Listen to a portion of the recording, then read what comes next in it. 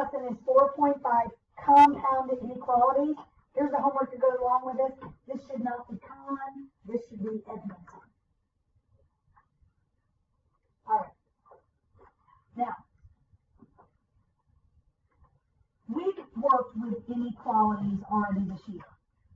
A compound inequality is an inequality that there's two of them combined by either the word and or. All right, so let's review. We did this earlier. This is less than symbol, less than or equal to, greater than, greater than.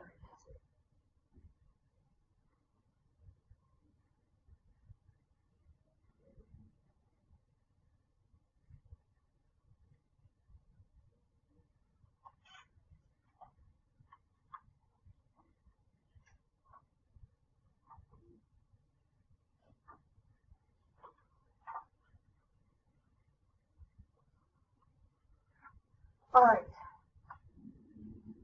Write a compound inequality that represents each situation and graph the solution. This says all real numbers that are at least -4 and at most 5. I'm going to write X. Let's see. If a number is at least 4, tell me what that means.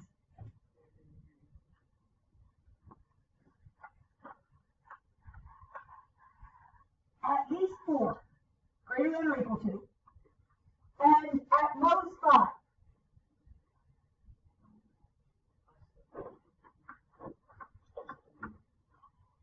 That is not the way we're going to write it.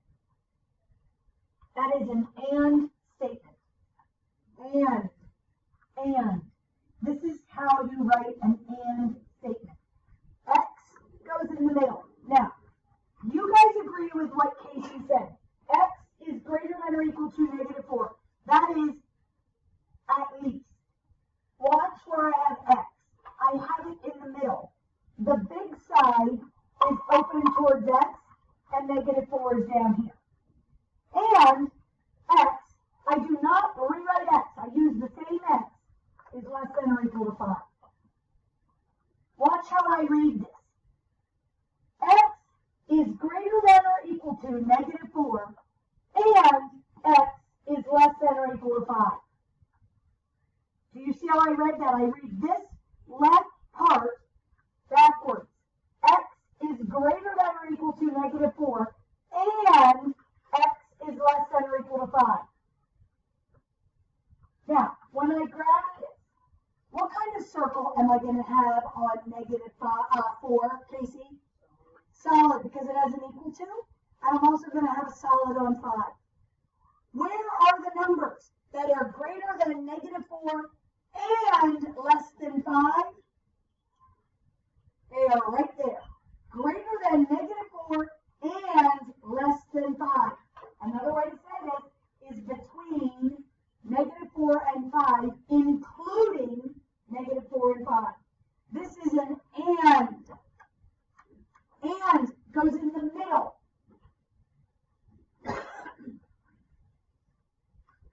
Okay. All numbers that are greater than 8, I'm sorry, I read it wrong. It says are less than 8, but greater than 3. Here's X. We want X to be greater than 3 and less than 8. Always put X in the middle. Start with the small number, work your way up, and it'll always be less than. Always be less than. Let's make sure that this is right. X is greater than 3, and it's also less than 8. So, what kind of circles do I have on both of these? Everywhere. Open. So, 3, 8, and a shade in between. There are no arrows because I am only concerned about the numbers that are between 8 and 3. All right. Now, here is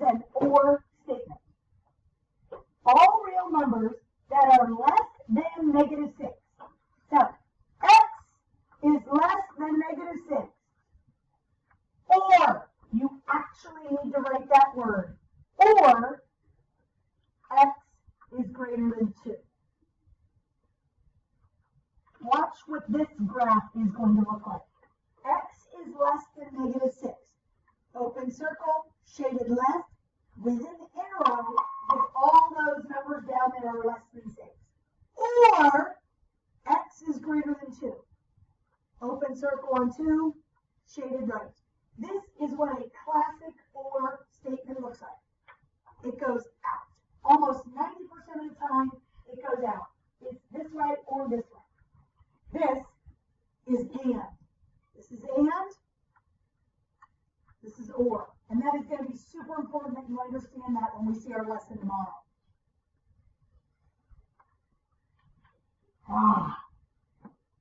Is this graph going to be and or? Everybody. Or. So, what is this part? X is what, Casey? I mean, what word do I write? Or. You need to write the word or.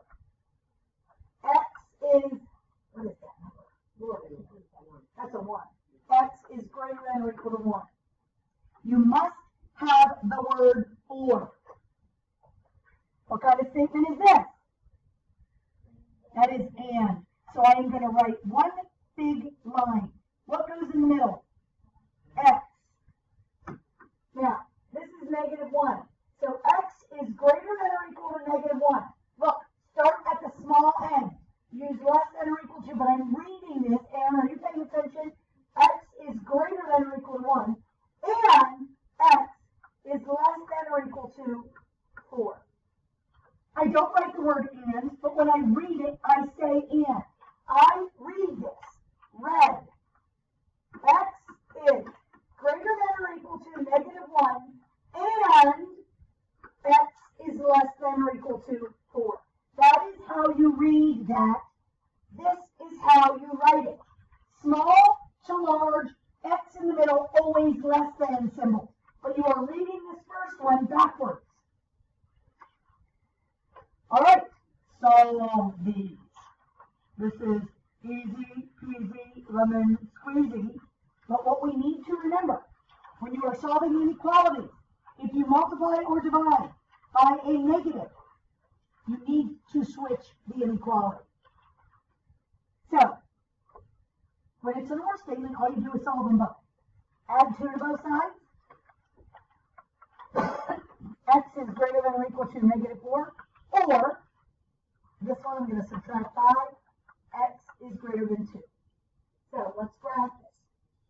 Here's -4. I'm making it up. Solid circle. Less than or equal to that way. That's -4, -3, -2, -1. This is 0. Oh, that's a fire drill. All right, we're back from the fire drill. We're at X is greater than 2. We're going to put an open circle on 2 and shade right. That is the final answer. You would write this inequality. Make sure you have the word or in the middle of it, and this would be your graph. Now, to make things a little more interesting, let's change this to a -3 and a -4.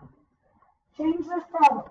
Change that to a -3x and a -4x, and I hope I don't mess this up because it might change the graph, but we're going to go for it.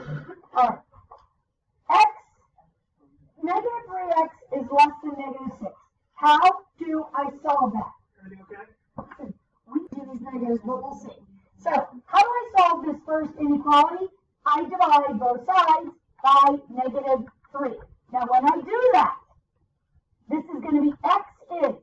Remember, when you multiply or divide by a negative, you need to switch the inequality. X is greater than 2. Or, over here, let's add 3 to both sides. I'm going to have -4x is greater than or equal to 12. Divide both sides by -4. Good afternoon. X. Thank you for your participation in our January. Hey, 12 divided by -4, we need to switch the inequality to less than or equal to -3.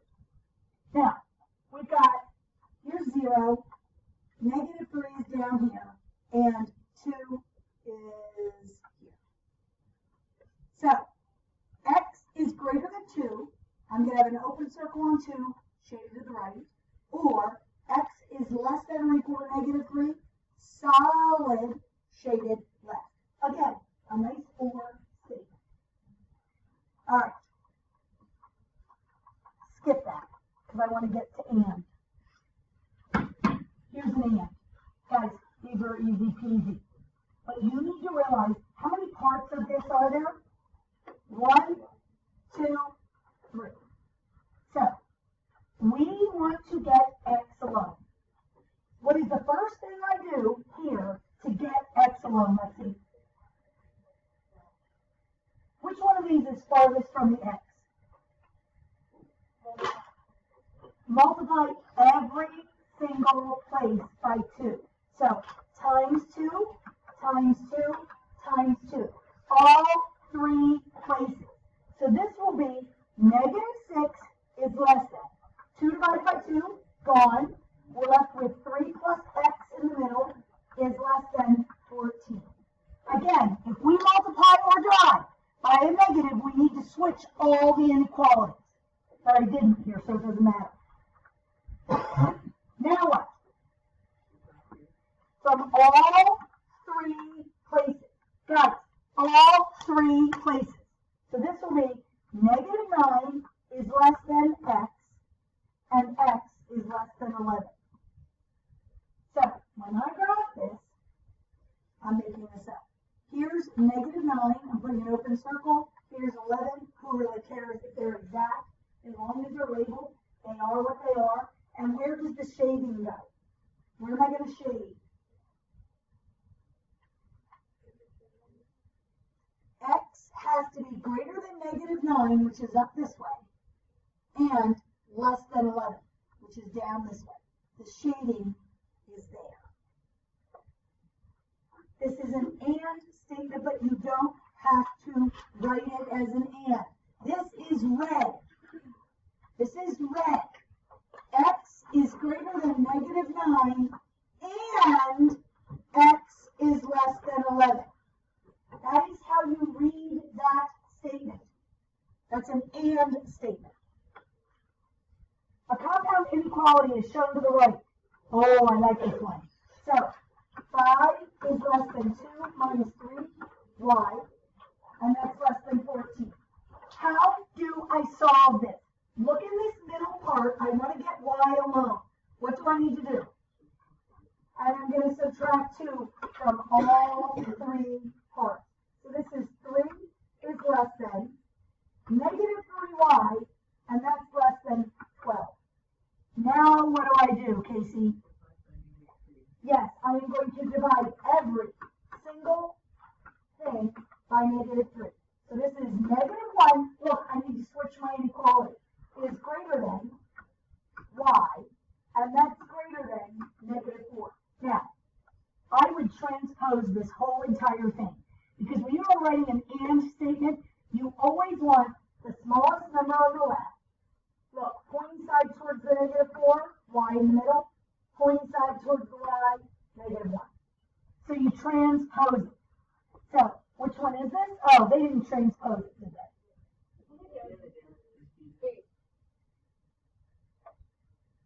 Oh, there it is. Right. Good job. All right. Mike always leaves a tip between 8% and 20% for the server when he pays his dinner.